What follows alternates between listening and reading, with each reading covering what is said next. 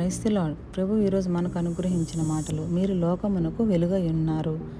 ప్రభువుని నీ సొంత రక్షకునిగా అంగీకరించి నీవు రక్షణ పొందుకున్నావా? నీ రక్షణ జీవితం అనేకులను క్రీస్తు వైపుకు నడిపించేదిగా ఉందా?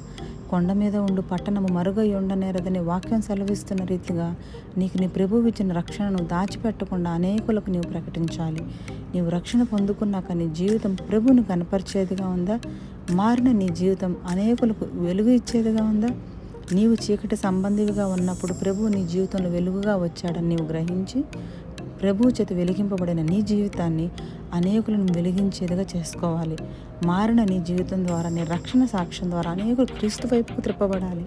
నీ విశ్వాస జీవితం ద్వారా అనేకులు క్రీస్తులో విశ్వాసం ఉంచాలి. ఈ రీతిగా నీవు జీవించాలని ప్రభువు నీ నుండి కోరుకుంటున్నాడు. కాబట్టి ఇప్పటి వరకు నీ జీవితం ఎలా ఉన్నా ఇక మీదట మార్చుకో. నీ బ్రతుకు చావు రెండూ కూడా క్రీస్తుకు మహిమకరముగా ఉండేటట్లుగా చూసుకో. ఆమేన్.